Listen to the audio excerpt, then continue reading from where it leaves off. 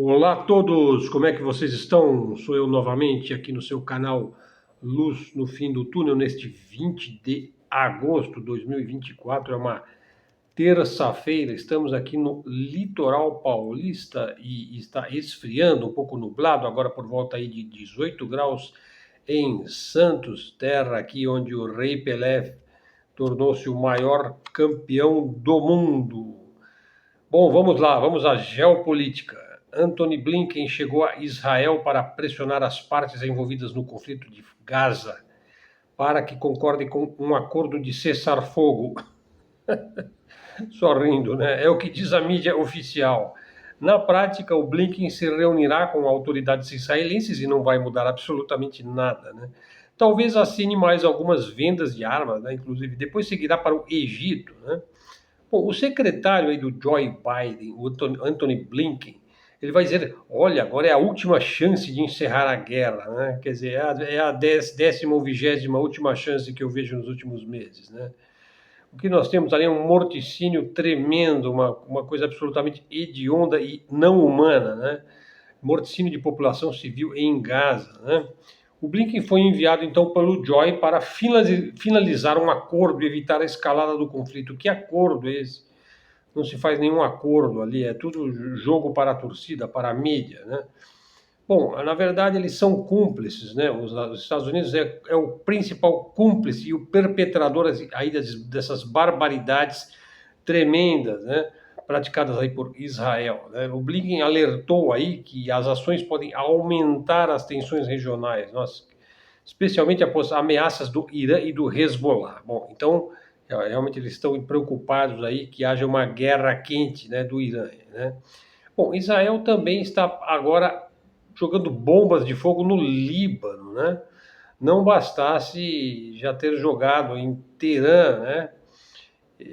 Bom, o perigo aí é a reação, né, do Irã e do Hezbollah, né?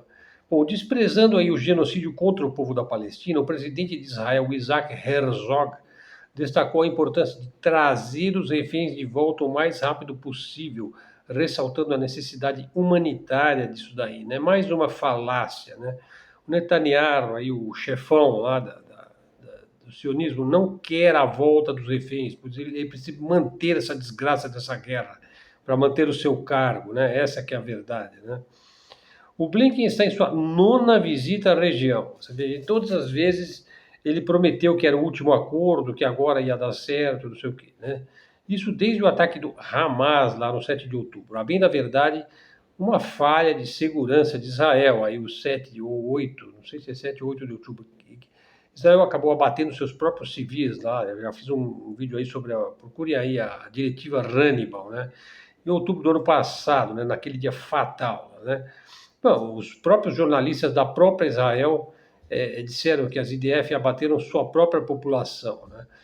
Quer dizer, então você soma aí um ato terrorista e você parece que você faz ele ainda maior em função de que não se pode permitir reféns da parte do seu inimigo. No entanto, os reféns foram feitos, né?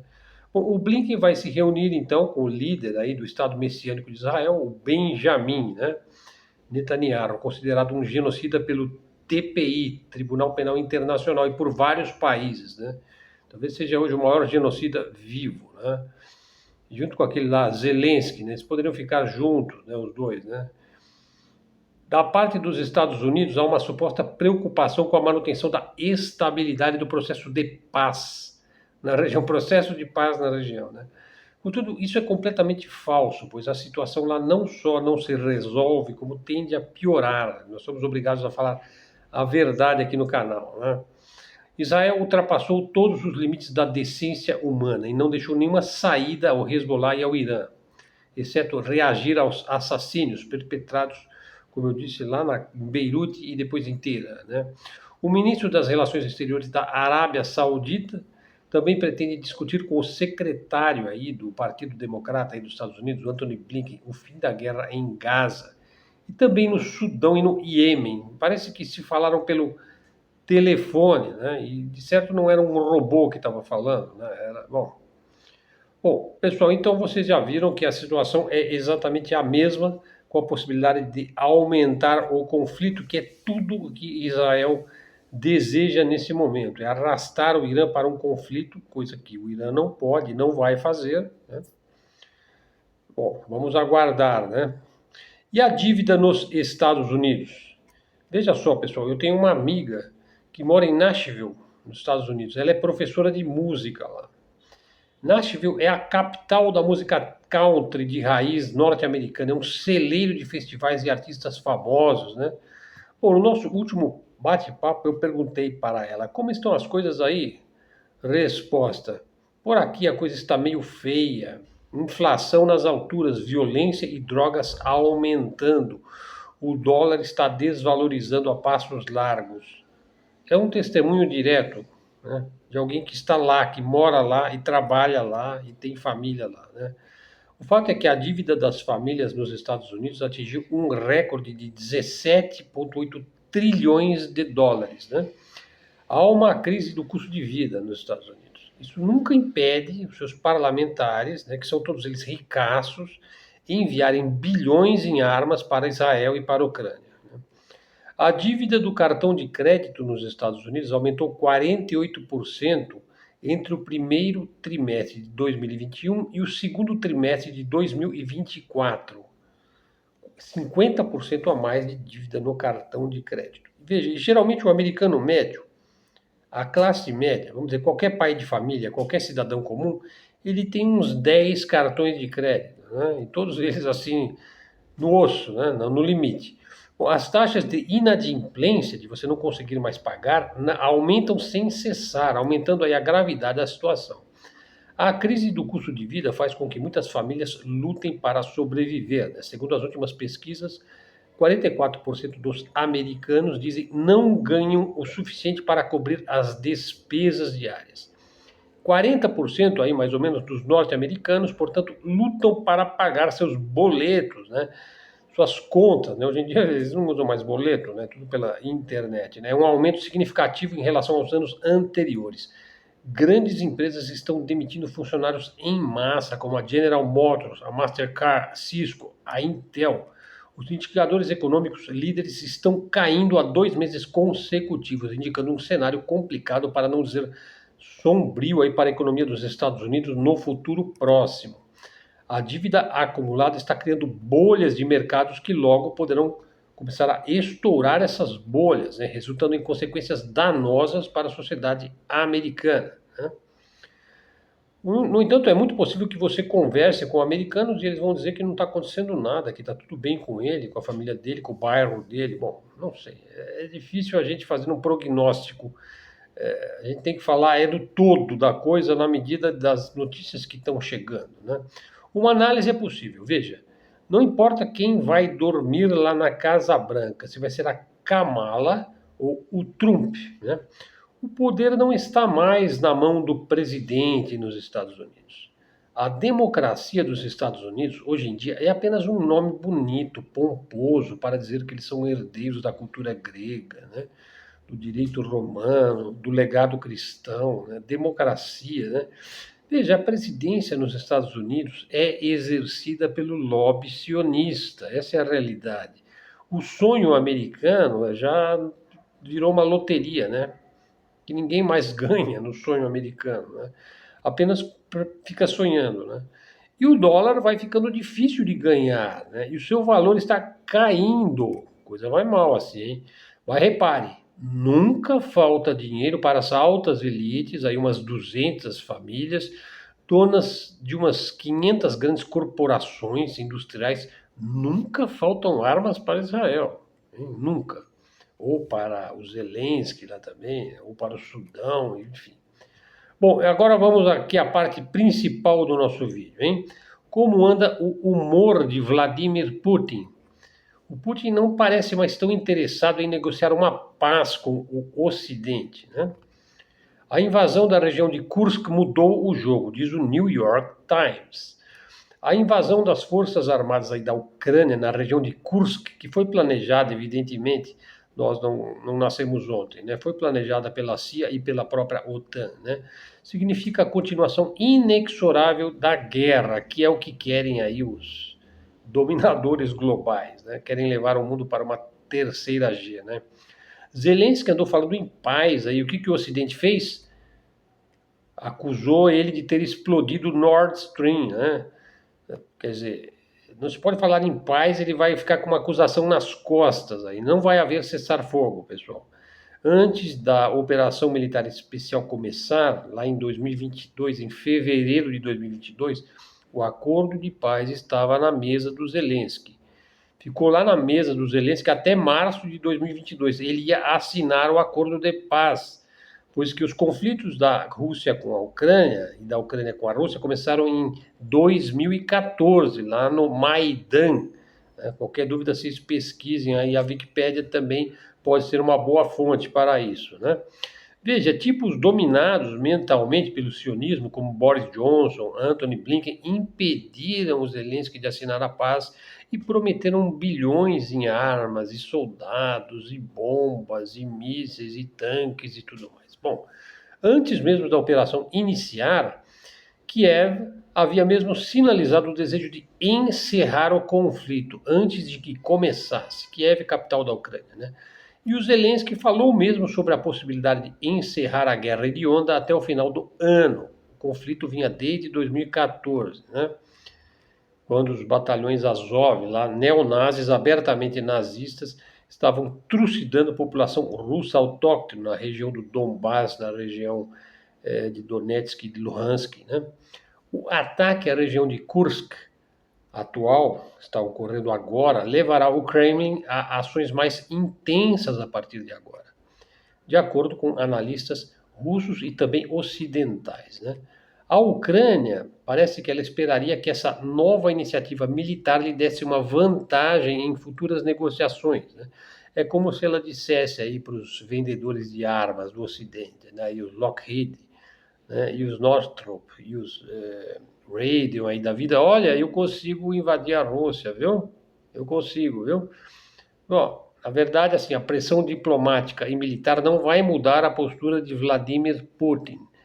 A vitória agora da Rússia implica na sua imagem perante o povo russo, ou seja, a coisa realmente agora está num outro nível, né, de adversidade, né?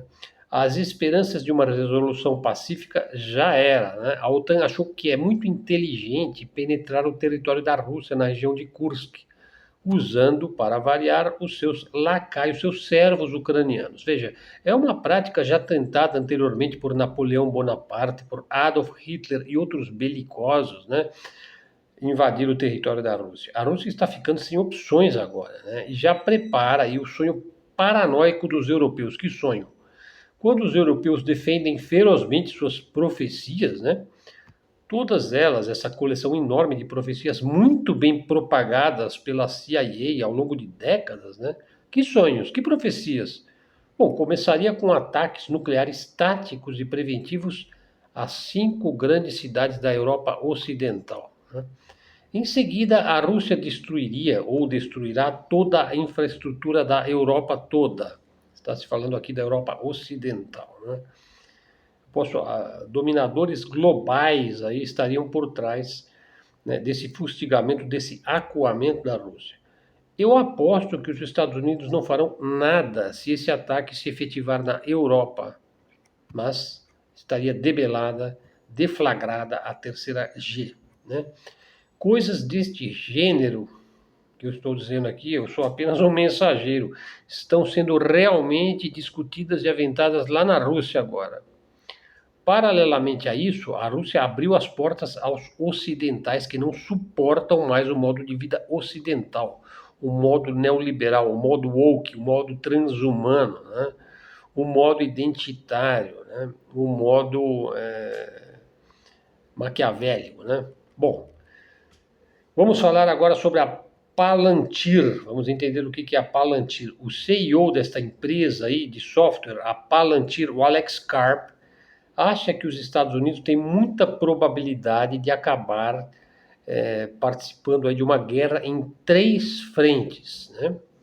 A China, a Rússia e o Irã. E ele escreveu isso no New York Times no dia 17 de agosto agora, né? Portanto, aí nesta semana. E ele diz o seguinte, olha, nós temos que continuar a todo vapor em nossos sistemas de armas autônomos. Vamos entender o que é isso. E continuou dizendo, olha, nós estamos agora numa era em que a dissuasão nuclear é muito pouco eficaz. É muito improvável que o Ocidente queira usar algo como uma bomba nuclear, ele disse, né? Onde você tem a igualdade tecnológica, né, mas você não tem a igualdade moral, né? A verdadeira diferença aí é muito maior do que as pessoas pensam. Ele fala, na verdade, nós não temos a igualdade moral. Ele está falando aí da Rússia e da China. Eles têm uma grande vantagem moral sobre nós. O Sr. Karp disse que agora é melhor nós usarmos robôs exterminadores, né, drones e dispositivos autônomos que serão os instrumentos de guerra mais importantes. Bom, grande novidade, né? Isso já se vê na Ucrânia, né? Quem começou isso daí mesmo, né? Foi lá no Irã que se começou o uso de drones, o uso de tecnologia com a qual se trava a guerra atual, né? O Qassem Soleimani foi uma das pessoas que criou o novo tipo de guerra que está se travando hoje. Basta você ver que os americanos não conseguem conter os mísseis e os drones dos Houthis, né, lá no Iêmen, né? Bom, o senhor Karp aí dessa empresa, ele acredita que os democratas lá dos Estados Unidos, lá do Joe Biden, eles precisam então agora projetar mais força militar. E ele disse que apoiaria uma ação afirmativa baseado numa luta de classe, e se declarou que ele é pró um recrutamento forçado do povo americano. Veja só as ideias do indivíduo. Então vamos entender o que é essa Palantir aí. Veja, essa Palantir ela foi fundada em 2003 por 5 pessoas, incluindo o próprio Karp, o Peter Thiel, para ressuscitar um projeto que era chamado Total Terrorism Information Awareness, que pertence à DARPA, né? Projeto TIA, né? Esse projeto foi suspenso no final de 2003. O seu único cliente desse projeto, até 2008, veja, ele foi suspenso, mas ele foi encampado pela CIA, né? O primeiro financiador, então, foi o braço de capital de risco da CIA, o Inquetel. Veja, vamos analisar aqui um pouquinho. Veja, esse Alex Karp, naturalmente, é sionista, né? Ele diz o seguinte: primeiro, o seu apoio a Israel é absoluto, né? Adamantino, né? Firme como uma rocha, né? A empresa publicou, inclusive, um anúncio de página inteira no New York Times no ano passado, afirmando que a Palantir está com Israel. Segundo ponto, veja, o Karp apoia a esquerda populista, talvez seja o sionismo esquerdista, né? Ele diz que teme o fascismo, mas quando ele morava na Alemanha, ele frequentemente pensava aí nos jovens de Iowa e de Kansas que arriscaram suas vidas para libertar pessoas como eu durante a Segunda Guerra Mundial. Quer dizer que naquela época ele era contra os nazistas, né? Terceiro ponto, suas doações são em múltiplos de 18, porque é tradução da Cabala. A Cabalá, eu falo Cabala, né? A Cabala é um misticismo judaico, né? Os ritos, o ocultismo, né? A doutrina aí calcada na adoração aí do sol negro aí, né? Bom, e outro último ponto aí, o Karp diz que gosta de ser um provocador no palco e também em entrevista, porque sou um judeu dislexo e racialmente ambíguo, então posso dizer qualquer coisa que eu quiser.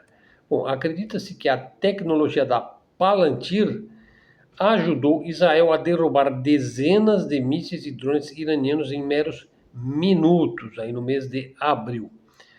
Acredita-se que a Palantir ela esteja por trás do algoritmo de matança da IDF.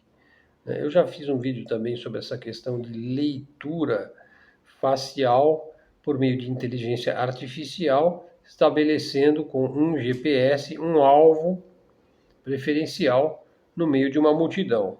Então o software ele teria esta condição. Bom, pessoal, acho que hoje estamos já chegando aqui ao nosso término do nosso vídeo. Veja, uma outra coisa que me chamou a atenção, né? A China, a Rússia, a Coreia do Norte e o Irã lutando juntos e integrados numa hipotética guerra e contra os Estados Unidos, que também teria aí uma parte do Ocidente coletivo consigo, né, levaria ao total esgotamento dos Estados Unidos. Uma derrota no curto prazo é prevista por analistas militares e think tanks de ponta do próprio Estados Unidos. Quer dizer, uma grande tragédia, né? Muito bem, então vamos ficando por aqui. Nosso vídeo aqui ficou um pouco mais curto, né? Estou preparando aí um vídeo novinho para amanhã. O texto está quase pronto. E, enfim, pessoal, não dá para não falar agora em terceira G, né? Porque o assunto está sendo aventado, está vindo à baila nos círculos do poder na Rússia. Estão já falando isso. A Alemanha parece que ia enviar um lote de armas, né, criando uma logística. Inclusive eu falei sobre isso ontem, que estava criando uma logística para uma possível guerra com a Rússia, e agora ela parece que ela já desistiu disso daí, né? Quer dizer, que eles não estão tão loucos assim, né? E inclusive eu tenho um amigo, que foi um aluno meu, que ele mudou para a Alemanha, né? E ontem eu perguntei para ele como é que estão as coisas aí na Alemanha, hein? Parece que a coisa está meio complicada aí com a Rússia, hein? E ele disse para mim, olha, eu acho que na Rússia está menos complicado do que aqui, né? Bom, pessoal, é isso. Então, assim, nós temos aí nossas fontes, né? Eu cito todas as fontes do canal, aqui sempre que possível. Por exemplo, tem um pessoal aí que torce o nariz aí para algumas das nossas fontes, mas o fato é que não existe fonte perfeita no mundo. Isso nunca existiu e nunca vai existir. Existe uma fonte que está mais próxima, né, dos fatos, né, da realidade, e existe uma fonte que tem uma capacidade melhor de análise, uma fonte que, vamos dizer, investiga outras fontes, porque todo mundo investiga todo mundo. Então, já citei ontem, por exemplo, eu falei do Scott Ritter, do Mersheimer, do professor Luiz Felipe, do professor Luiz Antônio Peixoto Vale, que às vezes eu também utilizo. Eu utilizo Daniel Stulin, Jalife, Arte da Guerra, os brasileiros todos, enfim, nós temos muita gente aí. Também uma que me chamou a atenção aí, um vídeo da Cibele Laura sobre o mito de Saturno, né? Sabem que Saturno é um dos 7 planetas, né? Aí que faz parte aí da astrologia tradicional, né? Eu já fiz um vídeo falando sobre astrologia, né? Eu fiz mapas astrológicos quando jovem, né? Até hoje eu tenho um banco de dados astrológicos. Inclusive eu tenho um mapa do Vladimir Putin, do Donald Trump, do Lula, enfim, eu tenho vários mapas aí, Napoleão Bonaparte, do Hitler, de grandes personalidades, né, da história, para analisar esses mapas e analisar as posições dos astros, né, e estabelecer parâmetros analógicos, né, já que eu encaro a astrologia como uma arte simbólica, né. Então veja, o Saturno, Saturday, o dia de Saturn, né, sábado, né, que vem de Sabá, Sabaoth, né? Saturno, também para os antigos, Saturno era um deus maléfico, né? Por exemplo, na astrologia hindu, na astrologia védica e também na chamada astrologia sideral, Saturno é um planeta maléfico, né? Porque ele causa uma divisão interna na personalidade do indivíduo, né? O indivíduo é o limite, ele dali ele não ultrapassa, né? São os limites materiais da nossa existência, ele coloca dificuldades, né, na vida de um indivíduo. Então, a posição de Saturno no mapa, ela vai indicar a posição onde você tem mais dificuldade em se expressar, em progredir, em avançar, né? Ele vai criar todo tipo de empecilho. É por isso que Saturno rege assim doenças, a velhice, as dificuldades, a pobreza, a miséria, a ignorância, os limites, enfim, o seu status social, o seu status profissional, né? Porque o limite fica estabelecido para todas as pessoas, sejam do nível mais baixo até o nível mais alto, né? E não por acaso Saturno também é considerado o Satã, né? O Satanás, né? Então também tem esse aspecto, porque você não vai encontrar explicitamente Saturno como o maligno, né? Como o deus da mentira, né? Porque o Saturno ele não é visto dessa forma, simplesmente, né? Por exemplo, você pega lá, muita gente vai dizer que o Shiva, né? Que é o deus da destruição, ele não é a mesma coisa que o Saturno. Veja, são analogias, são coisas que têm proximidade, vamos dizer assim, analógica, né? Mas é claro que há uma carga muito grande no conceito de Satanás, de Satã, por conta da teologia católica, sobretudo ao longo da Idade Média, né? Por exemplo, o Lúcifer, ele não é a mesma entidade que Satanás, né? Quem estuda ocultismo, estuda simbologia, sabe que não é a mesma coisa, né? Até porque Lúcifer ele está ligado com luz, né? E também ele é o portador da luz, né? Então, na astrologia, ele tem analogia com Vênus, que é a estrela da manhã, a estrela da alvorada, a primeira estrela que aparece, que desaparece dos céus pelas manhãs, né? Saturno, então, na astrologia, ele é o planeta que cria um peso na vida do indivíduo, né? Uma dificuldade, algo que ela não consegue resolver, né? Por isso é que ele rege as dificuldades e os limites da existência humana, né? Bom, então achei importante entrar nesse assunto, pretendo ainda fazer um estudo astrológico, né, podendo prever os acontecimentos prováveis nos próximos anos aí. Já afirmei várias vezes que a situação do mundo vai piorar ainda muito, que ela nem começou a piorar ainda, né? Então a gente precisa estar consciente de que o potencial, o estrago que pode estar vindo aí é mais do que a gente pode prever. Eu já previ várias vezes que a situação hoje, astral, astrológica, existencial, o espírito do tempo, aí o Zeitgeist, é para que a situação se agrave, né? Usando lá a Ucrânia, usando os palestinos, né? Porque há uma divisão em curso, uma polarização.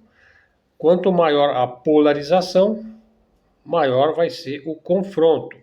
Então, a polarização está sendo criada de forma consciente e também de forma oculta, e também de forma inconsciente. Então, as pessoas elas têm que se dar conta, né, de que a divisão interna da personalidade é algo um tanto quanto artificial.